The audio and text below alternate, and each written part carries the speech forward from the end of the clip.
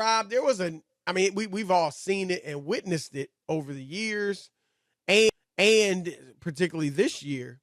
But there was a good article on ESPN.com today about the scoring explosion in the NBA. And Rob, this year, we have seen scoring go through the roof, both on the team level and an individual level. So teams, right, Rob, are averaging 114.2 points per game. I think that's the ninth highest ever. Okay, 114.2. What was the highest? Do you have that? Is this something? Was the team in the 80s, Chris, when the Denver Nuggets? I think it goes way back. Back in the day, they used to. The pace during the 60s was ridiculous. Okay. Like in the 80s. The 80s. Yeah, the 80s was high too. Like 1969-70, teams average 116.7 points. 66-67, 117.4. In the early 60s, 61-62, 118.8. So year before that was 118. So that's when most of the high scoring, they didn't play the defense. The defense wasn't as sophisticated. And they were up and down. That's why, if the year that Oscar Robertson averaged a triple-double, if you kind of, if you account for pace, shots per game, things like that, you can put those numbers in today's game and what they would be like. So the pace was wicked fast back then. And Robin, this is one reason when you see like Wilt Chamberlain, Bill Russell, the rebounding numbers they averaged, 25 a game, 24 a game, with all due respect to those legends and all-time greats, it wasn't that they're better rebounders than Giannis or Joel Embiid or Nikola Jokic or some of these guys necessarily. It was that, Rob, back then teams shot roughly 107, 110 shots per game. A few years ago, teams would average about 85, 88 shots a game in the NBA. And back then, so they're taking far more shots. And right, back then, teams shot about 44%. Right. Well, it wasn't just that they were shooting a lot more, but they also were missing more. They're shooting about 44%. So there were way more rebounds available than there are nowadays. So, yeah. But anyway, scoring has really gone up. Rob, when you covered it in the 90s, as did I, and even the early 2000s, scoring at times, many years, it was below 100. If you remember, and of course I was front and center with the Pistons when they had that streak, Chris. Oh, yeah. 11 or 13, I want to say it was 11 games where they held teams under 70 points. That's 11. Crazy. It was like 11 straight games. I'm going to look it up. Was that the Bad Boys? No, that was with Rasheed and those guys and Larry Brown. It was like 11 games in a row. I covered the Cavs before LeBron was there, and this was Mike Fratello was the coach. Terrell Brandon, Bobby Fields, Chris Mills. Rob, it was commonplace for me to cover a game in the 70s. Right. Because they played slow.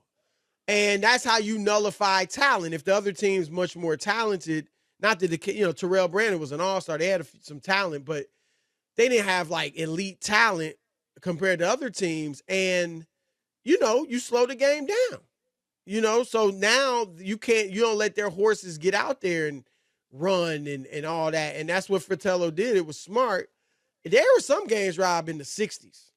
Some games in the 60s that I covered. But anyway. All right, so it was right, Chris. Let me just give it to you the fact. The 2003-2004 Pistons locked down their opponents to under 70 points, Chris, 11 times. Straight? And I want to say probably in a season is my guess. Man, that's under 70? Yep, that's crazy. It's unthinkable when you think about it. And it was, again, that was a more physical era. You could hand check and you could hammer guys when they went to the hoop and guys weren't shooting threes as much. But anyway, Rob, here's some of the things, even on an individual level, that we're seeing this year. 6 players are averaging at least 30 points a game. Luka, Dame Lillard, Shai Gilgeous-Alexander, Giannis, and Jason Tatum. And that is tied for the most in NBA history in a single season. And then Steph Curry and Kevin Durant are averaging more than 29 a game. So they're close. And then, Rob, this season, there have been more 30 and 40-point games by individuals than any season in league history. And on top of that, this is the first year ever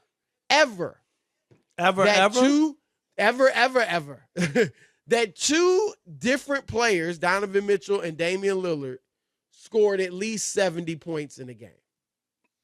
Yeah. So we want to explore why. Now, look, but we've talked about this a lot.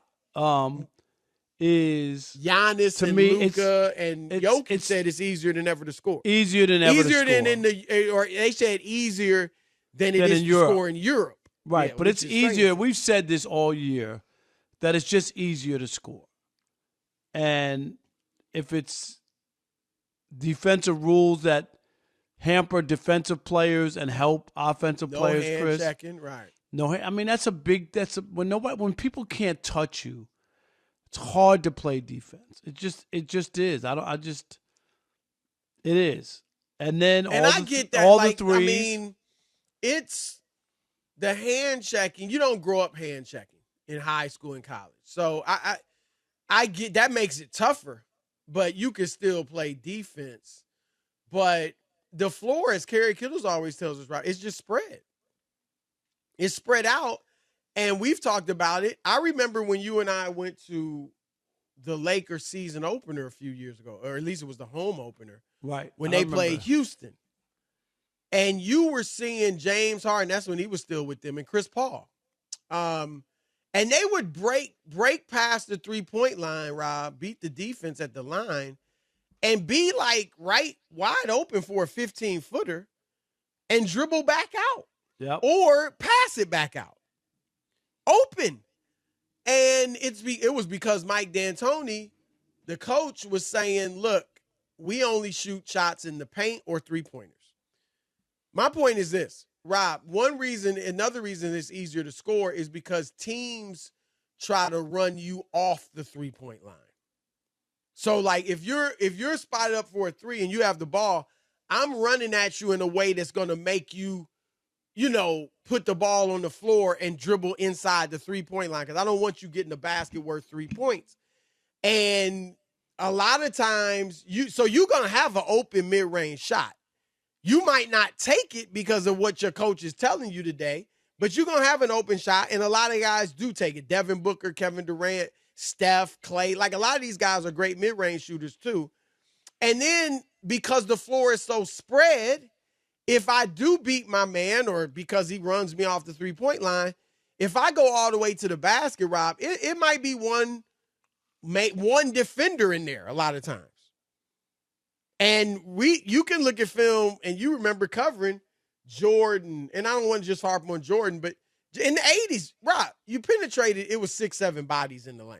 Absolutely. And if you made it a layup or whatever, you felt it. Right.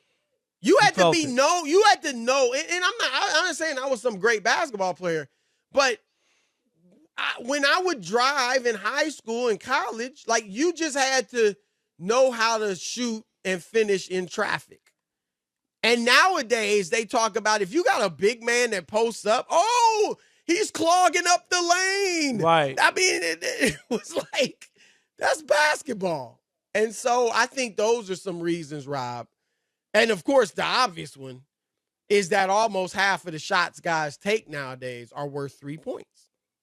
That was the other thing that I did mention. Yep, the three-pointer. That it increases the point total, and it's just way more threes, and that's why the scoring is definitely way up. Yep.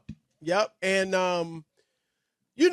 Rob, when I was covering in the 90s, the league was looking for ways to increase scoring. That's why they instituted the zone, even though it's not like a true zone like college. But they put the zone defense in because they felt like teams would not want to face a zone in the half court. So they would get the ball on the rebound and push it and on a fast break so they could score before the defense got set. Right. And it really would didn't cause, work. That would give you though more excitement rather than More excitement, more Right. scoring. And what happened, Rob, is that coaches just started. I don't even know if it started with the zone, but during that era, and even today, still coaches will send 3-4 guys back on defense. They don't even. A lot of teams don't go. They don't crash the offensive glass that hard No, anymore. they want somebody back there, right? Right. They might have one guy crash, maybe two, but they send in 3 more back to stop the fast break layups. So, do you like? I mean, look. How do you like this pace and all this scoring? Nah, it's just sometimes to me it feels like I don't want to say the Harlem Globetrotters, but it's a bit much. There's nothing wrong, and I'm not trying to get back to the Pistons holding teams under 70. Right. That's not what I want. We don't want that for sure. We don't want that, but we want some stops. We want some people to roll up their sleeves, Chris, D up a guy, stop a guy. You know, like the NBA to me was always about stops, right? Yeah, I mean, In the playoffs. And even in football, you always would hear, and in baseball, obviously pitching, but you hear in all the sports, defense wins championships. But I don't have a problem with the high scoring. My problem, Rob, is with, like, I think all of the sports are better with a mixture of styles and strategies. So baseball, I think, is better with some homers, with some bunts, with some stolen bases, with some manufactured runs, not just all home runs or strikeouts. I think football is better with some passing and with some running. Not arena league where it's all not passing. Where they throw every or down 3 yards in exactly. a cloud of dust. You want a mix, and you want teams playing different styles. And in the NBA, I don't want all 3-pointers. I'm sorry. I don't want all threes where it's just whoever makes the most threes going to win. I want some threes. I want some mid-range. I want some transition. And I want some post-ups. And so that's my biggest issue, if you will, with the game, is that it's becoming too reliant on the three. Somewhat understandably, if you got guys that can shoot it and it's worth 3 points, why wouldn't you do it? But I think Rob, sometimes it dumbs down the game. Was it Popovich that said all you got to do is look at who made the most threes or what their percentage was? No, that's who made the most threes. He said in the old days, you just look at the box score and look at rebounds and offensive rebounds and all that. He said you go straight to the 3-pointers to try to figure it out.